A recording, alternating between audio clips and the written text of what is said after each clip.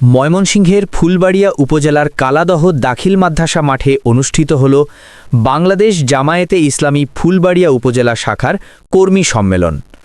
সভায় সভাপতিত্ব করেন ইউনিয়ন আমির মোহাম্মদ এনামুল হক। প্রধান অতিথি ছিলেন জামায়াত মনোনীত সংসদ সদস্য প্রার্থী অধ্যাপক মোহাম্মদ কামরুল হাসান মিলন।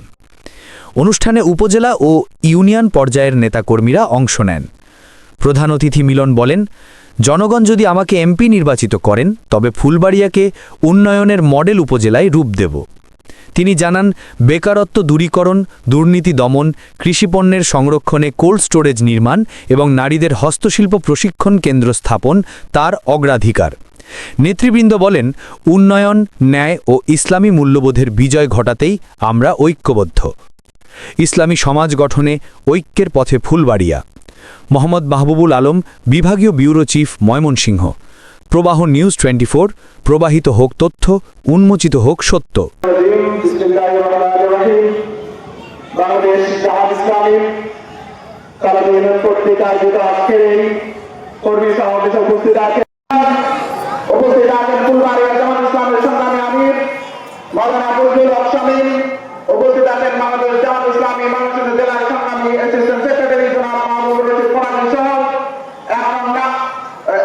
কালাদিনের সংগ্রামী আমির সেক্রেটারি সহ এই অঞ্চলের প্রতিটি যত ব্যক্তি গ্রামে আপনাদের ন্যায় পাওয়া রয়েছে, আপনাদের আত্মীয় স্বজন রয়েছে, সেইখানে সহ সমস্ত মা বোন সহ ঐক্যবদ্ধভাবে এই ফুলবাড়িয়ায় কালাদহ ইউনিয়ন থেকে ফুলবাড়িয়া দাঁড়িপাল্লার বিজয়ের সূচনা হবে ইনশাআল্লাহ।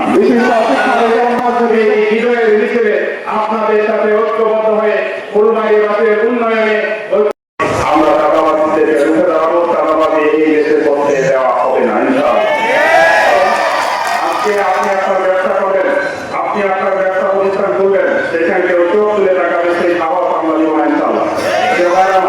আমরা অমুসলিম ভাইদের উদ্দেশ্যে বলতে চাই, ইসলাম এমন একটা ধর্ম যে অমুসলিমদের অধিকারকে তার সম্মান করে, তারা ইজ্জতের সাথে সম্মানের সাথে এই দেশে বসবাস করবে, তাদের উপর কেউ চোখ তুলে তাকাবে না ইনশাআল্লাহ।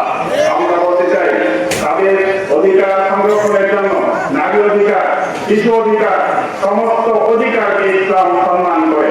তবে ইসলাম যদি ক্ষমতায় আসে তাহলে অবশ্যই প্রত্যেকের অধিকার আমরা ফিরিয়ে দিতে চাই। আজকে আমরা আরো ঘোষণা করব যে আগামীতে যদি আমরা নির্বাচিত হই, ইনশাআল্লাহ এই দেশে 2 কোটি শিক্ষিত বেকার রয়েছে। আমাদের আমির জামাত ঘোষণা করেছেন, যদি এই দেশে জামাত ক্ষমতায় আসে